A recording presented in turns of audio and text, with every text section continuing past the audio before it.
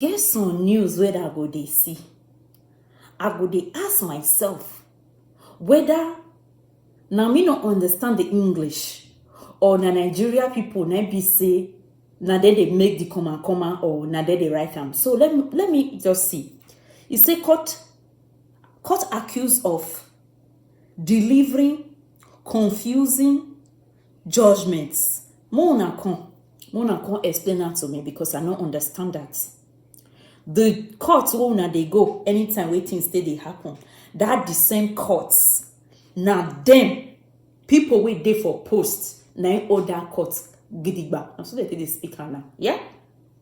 The same people una come carry matter go meet them. The same people wanna they feed, una carry matter go meet them, make them settle one for now. You know go work for now.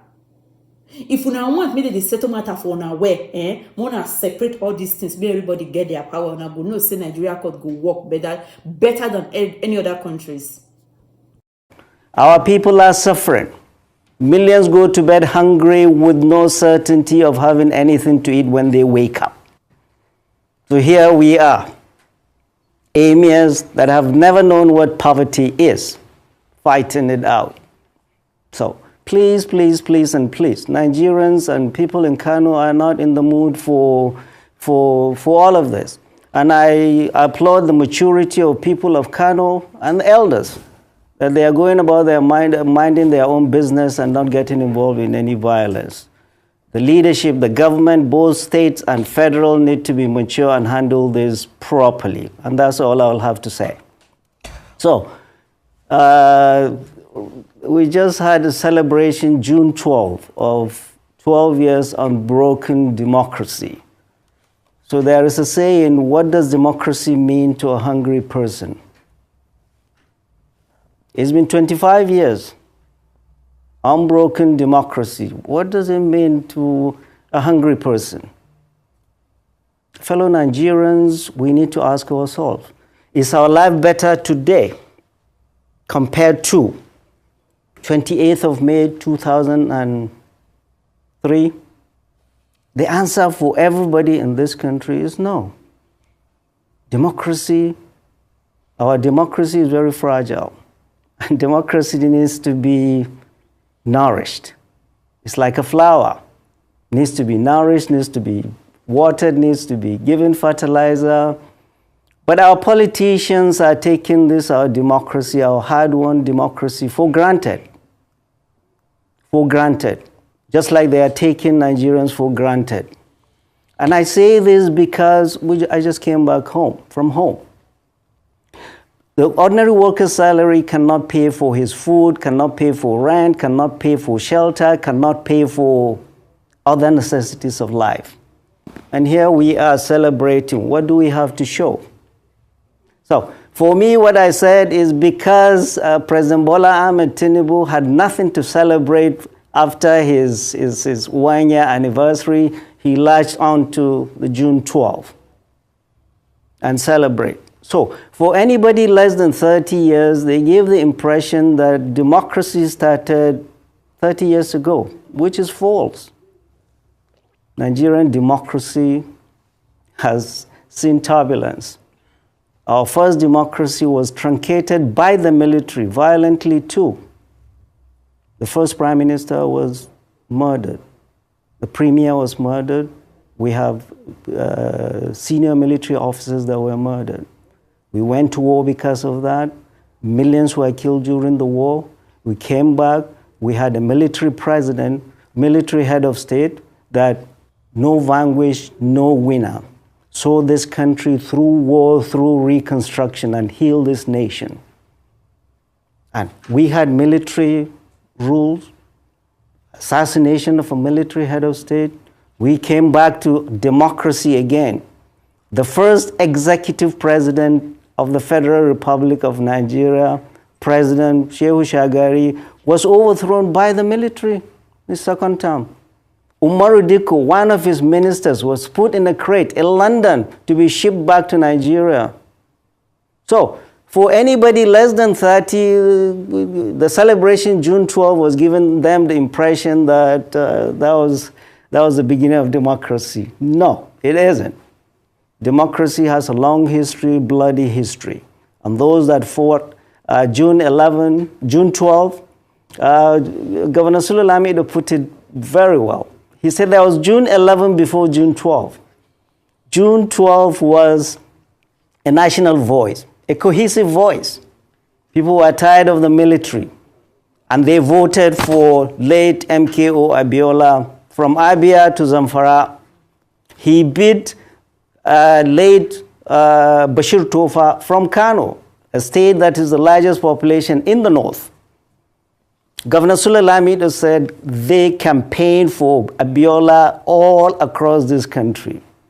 So for you to say June 12, and he said the Nadeko element just grabbed it after the meal and started it. But so by doing that, you do a great disservice by sectionalizing or ethnicizing June 12. June 12 is a lot more than sections or Nadeko. There were people that fought for June 12.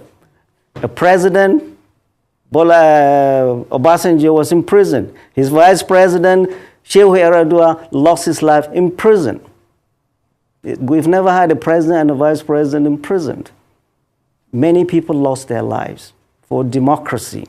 So let no few people take credit. And Mr. President, President Bola Ahmed Tinubu should have known better. He is no more an Nadeko person. He is President of the Federal Republic of Nigeria and acknowledged Nigerians more than any other person for June 12. And let's move on. So for me, June 12 celebration was just he wanted to celebrate his 1 year failure of democracy. He needs to do better. Nigerians are groaning. There is hunger in the land. Everywhere we see it. And I took the liberty of doing this. Fellow Nigerians, this is Nigeria. This is what we see. Severe malnutrition in children.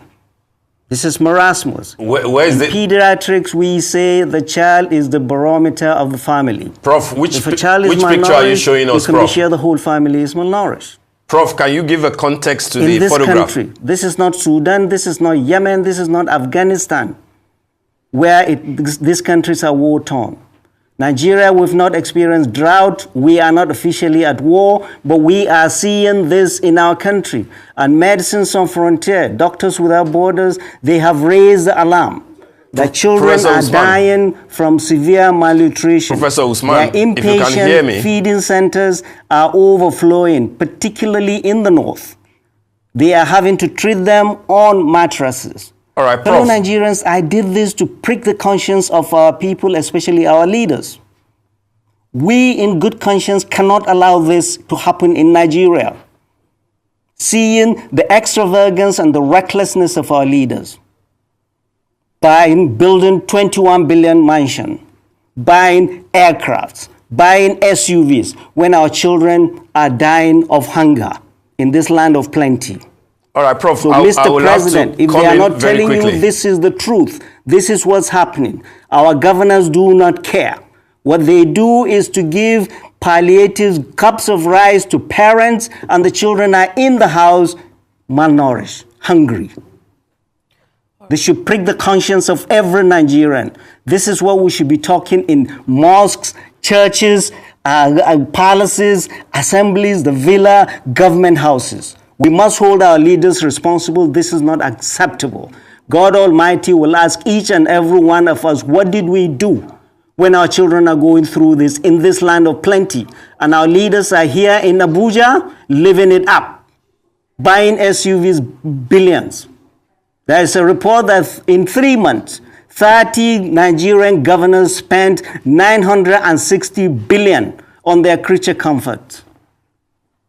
On that day that is certain, God Almighty will ask each and every one of them, what did you do Professor when Usman, He gave you that stewardship of our people? Professor Usman, this is what's can you hear me, all please? Across this country, particularly in the north, because of the insecurity.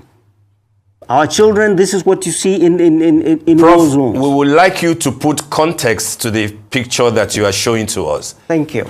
All right, Prof, can you hear me? I've been trying to get your attention all day. Are you with me, Prof? Thank you. Are you with me, Prof? Can you hear me? Are they with me? Yes, can you hear me? It doesn't look like Prof can hear us. We'll have to go on a quick break and then return so that we can get clarity on the picture that Prof just showed us.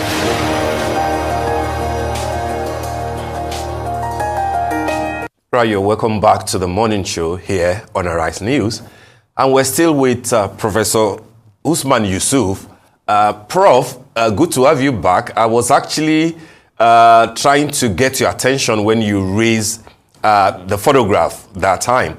And I wanted you to put a bit of context to the picture, because what you're saying is that represents Nigeria of today, especially northern Nigeria. But which picture is this? When was it taken? Who took it? The picture that you showed to us, sir. This, this, you can see it now, or did you take it off? No, we saw it earlier, but Did you take it off? No, we didn't. We didn't. We can still see it. So I'm asking, give us context about this picture. When was it taken? In which state of northern Nigeria? Look, these are. Go on, please. These are children from a hospital. These are children from a hospital in northern Nigeria. Where in the recently taken? Where in northern Nigeria, and when was it taken? Pardon? Where? Which state? I won't tell you specific. I won't tell you specifically. Okay. I won't tell you specifically. Kaduna State. All right. How? And this is everywhere. Yeah, go on. You go to any hospital. You go to any hospital in northern Nigeria, you will see that. And Medicine Sans Frontier, all their feeding centers in the north. June 4th, go and look at their report. They are raising the alarm and warning that children are dying of malnutrition. Children are dying of malnutrition and raising the alarm. So this is true. This is not fake news. Okay. This is not fake. It may be shocking, but it's the truth. Professor Usman, I'd like to come in here because you have raised... Governors... Governors... Please go ahead, and then I would ask my question. Yeah, what I'm saying, governors need to be visiting hospitals. Like governors of our time. Even the president used to visit hospitals and see how patients are. Go to any hospital in this country, not even in the north. You see a lot more in the north because of the insecurity. Go to any pediatric ward in this country, you will see this. What Medicine Sans Frontier is saying is that there has been an exponential increase, almost twice. They are overwhelmed. And go to any pediatric hospital, emergency pediatric unit, you will see that. Marasmus. This is not fake news. This is real, and it is in Nigeria. So all governors need to visit the hospital, and Mr. President, if he can't go, he should send somebody. There is hunger in the land. Talk to doctors, talk to Medicine Sans Frontier. They are raising the alarm before we become like Sudan. This is our reality, particularly in the north. Check Medicine Sans Frontier's report, June 4th. They are raising the alarm. Okay, Professor Usman, I would like to